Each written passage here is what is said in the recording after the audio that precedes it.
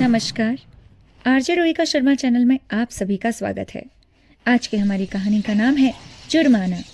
तो चलिए कहानी शुरू करते हैं।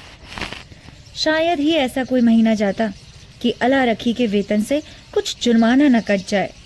कभी कभी तो उसे 3-4 ही मिलते थे, लेकिन वह सब कुछ सहकर भी सफाई के दरोगा मुख्तार खैरत अली खान के यहाँ चुंगल में कभी ना आती। खान साहब की माहकता में सेकंडों की मेहतरानियाँ थी। किसी की भी तलब ना कटती, किसी पर जुर्माना ना होता, ना ही डांट पड़ती। खान साहब के नेक नामे थे, दयालु थे, मगर अला रखी उनके हाथों बराबर ताड़ता पाती थी। वह कमज़ोर नहीं थी, बेअदब भी नहीं थी, फूहड़ भी नहीं थी और बदसूरत भी नहीं थी। पहर रात को इस ठंड के दिनों में वह झाड़ू लेकर निकल जाती और 9 बजे तक एक चित्त होकर सड़क पर झाड़ू लगाती रहती। फिर भी उस बेचारी पर जुर्माना हो ही जाता। उसका पति हुसैनी भी अक्सर पाकर उसका काम कर देता, लेकिन अला रखी की किस्मत में जुर्माना देना लिखा ही लिखा था।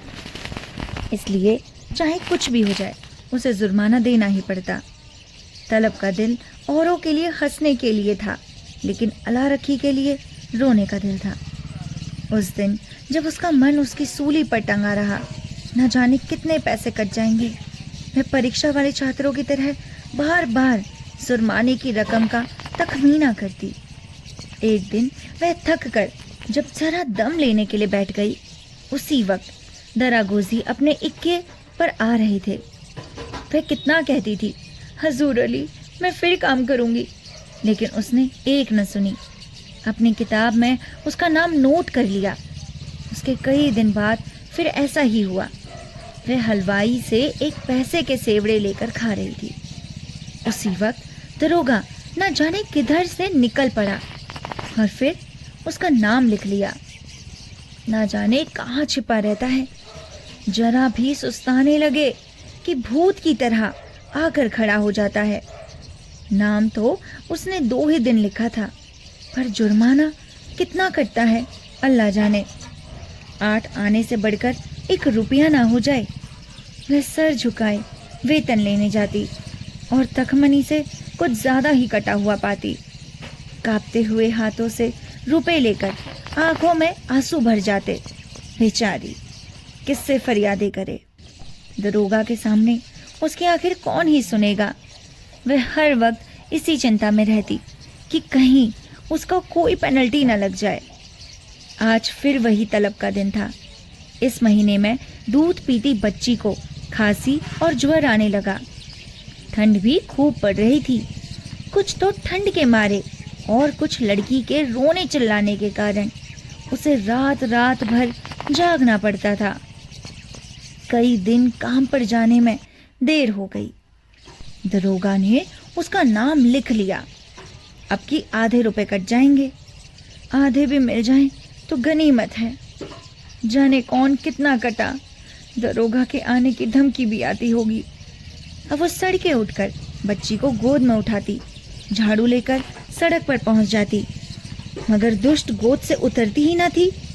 बार बार दरोगा के आने की धमकी भी देती, अरे अभी आता होगा, मुझे मारेगा, तेरे नाक कान काट लेगा बेटा। लेकिन लड़की को अपने नाक कान कटवाना मंजूर था, लेकिन गोद से उतरना बिल्कुल भी मंजूर ना था। आखिर जब वह डराने धमकाने, प्यारे पुचकारने किसी उपाय से ना करती, तो अला रखती ने उसे गोद से उतार दिया और उसे रोती चिल्लाती छोड़कर झाड़ू लगाने लगी। मगर वह अभागिनी एक जगह बैठ बैठ कर मन भर रोती न थी।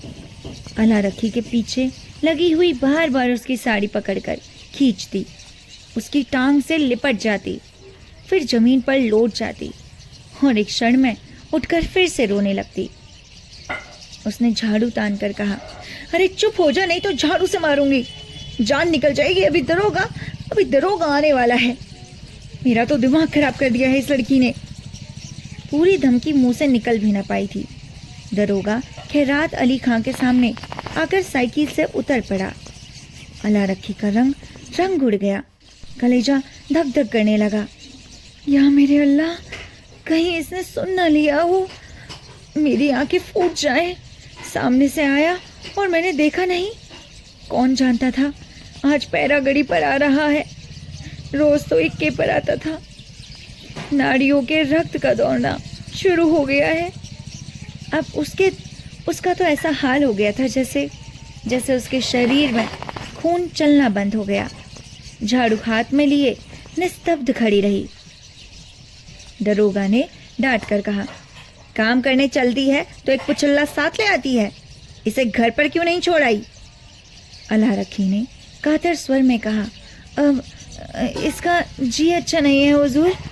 घर पर इसके पास छोड़ आती तो क्या होता, पति भी यहाँ नहीं है। क्या हुआ इसे? बुखार आता है हुजूर। और तू इसे यहाँ छोड़कर रुला रही है? मरेगी कि जिएगी? गोद में लिए लिए काम कैसे करूँ हुजूर? तो छुट्टी क्यों नहीं ले रही थी? तलब कट जाती है हुजूर, गुजारा कैसे होगा? इसे उठा और घर ले जा। हुसैनी लौट कर आए तो इधर झाड़ू लगाने के लिए भेज देना।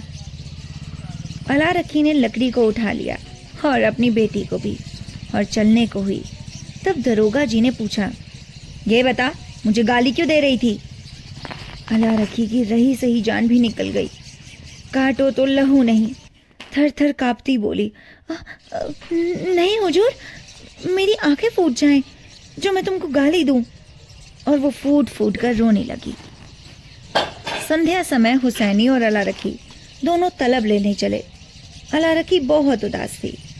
हुसैनी ने सांत्वना दी, अरे अलारखी, इतनी उदास क्यों है? तलब ही कटेगी ना।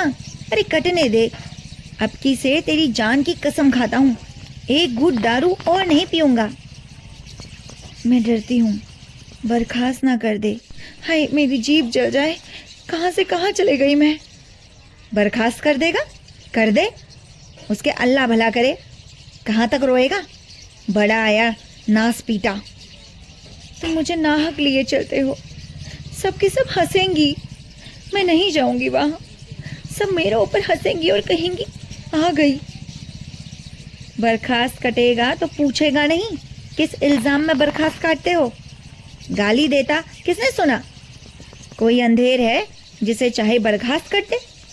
और कहीं सुनवाई ना हुई तो पंचों से फरियाद करूंगा, चौधरी के दरवाजे पर सर पटक दूंगा। ऐसी ही एकता होती तो दरोगा कितना जरिमाना काट पाता, लेकिन ऐसी एकता तो थी ही नहीं। जिसका बड़ा रोग होता है उतनी दवा होती है पगली, ऐसा मत सोच। फिर भी अलारखी का मन शांत ना हुआ। मुख पर विषाद का छाया हुआ सा धुआं। दरोगा क्यों गाली सुनकर भी बिगड़ा नहीं? इस बार दरोगा को ऐसा हुआ क्या? उसी वक्त उसे क्यों नहीं बर्खास्त कर दिया? यह उसकी समझ में ना आता। वह कुछ दयालु भी मालूम होता था, उसका रहस्य वह समझ ना पाई। और जो चीज़ हमारी समझ में नहीं आती उसी से हम डरते हैं। केवल जुर्माना कटना होता तो उसे किताब पर कर लिया होता। उसको निकाल बाहर करने का निश्चय कर चुका है, तभी तो दयालु हो गया। उसने सुना था कि जिन्हें फांसी दी जाती है उन्हें अंत समय पर खूब सारी मिठाई खिलाई जाती है, जिससे जितना मिलना चाहे उससे मिलने दिया जाता है। निश्चय ही है कि इस बार दरोगा मुझे बर्खास्त कर देगा। इसीलिए दरोगा ने मुझे एक बार भी कुछ नहीं सुनाया। म्युनिसिपैलिटी का दफ्तर आ गया। हजारों मेहनत रानियां जमा थी, रंग बिरंगे कपड़े पहने, बनाव श्रृंगार किए। 5 सिगरेट वाले भी आ गए। खूंचे भरकर सभी लोग आगे आ रहे थे। अलारखी ने सुना पठानों का एक दल भी अपने असमियों में रुपए वसूली करने आया था। वह दोनों भी जाकर खड़े हो गए। वेतन बंटने की बारी थी और बंटने लगा। पहले मेहनत रानियों का नंबर था। जिसका नाम पुकारा जाता वह लपक कर जाती और अपने रुपए लेकर दरोगा जी के मुफ्त की दुआएं देती हुई चले जाती। चंपा के बाद अलारखी का नाम आया। अलारखी का आज नाम उड़ गया। चंपा के बाद ज़हूरन का नाम पुकारा गया, जो कि अलारखी के नीचे था। अलारखी ने हताश आंखों से हुसैनी को देखा। मेहनत रानियों ने उसे देख देख कर कानाफूसी की। अरे इसका तो नाम ही काट दिया, क्या हुआ ऐसा? उसके जी में आया घर चली जाए। यह उपहास नहीं सहा जाता। जमीन फट जाती कि उसमें समा जाती। एक के बाद एक दूसरे का नाम आता गया और अला रखी सामने के वृक्षों की ओर देखती रही। उसे अब इसकी परवाह ना थी कि किसका नाम आता है, कौन जाता है, कौन उसकी औकात का है और कौन उसकी ओर ताकता है, कौन उस पर हंसता है। अचानक से अपना नाम सुनकर वो चौंक पड़ी। धीरे से उठी, नवेली बहू की तरह पग उठाती हुई चली। खजांची ने पूरे 3 उसके हाथ पर रख दिए। उसे आश्चर्य हुआ, अरे खजांची ने भूल तो नहीं की। 3 बरस में पूरा वेतन आज तक नहीं मिला और अब की तो आधा भी मिले वो भी बहुत था। वह 1 सेकंड वहीं खड़ी रही। शायद खजांची उससे रुपए वापस मांगे। जब खजांची ने पूछा, अब क्यों खड़ी हो, जाती क्यों नहीं, तब वो धीरे से बोली, हुजूर ये तो पूरे पैसे हैं। खजांची ने चकित होकर उसकी ओर देखा। तो अब और क्या चाहती है, कम मिले? कुछ जुर्माना नहीं है? नहीं, अब की कोई जुर्माना नहीं है। अला रखी चली। उसका मन प्रसन्न न था। वह पछता रही थी कि दरोगा को गाली क्यों दी। और ये कहानी यहीं पर ही खत्म होती है। अगर आपको ये कहानी अच्छी लगी तो हमारे चैनल को लाइक, शेयर, सब्सक्राइब करना बिल्कुल भी ना भूलें। ऐसे ही प्यारी प्यारी कहानियों के लिए हम लोग आपके साथ ज़रूर उपस्थित होंगे, लेकिन उसके लिए आपको हमें बहुत ज़्यादा सपोर्ट दिखाना होगा। तो चलिए मिलते हैं आपसे किसी नेक्स्ट कहानी के साथ। तब तक के लिए नमस्कार, अपना ख्याल रखिएगा।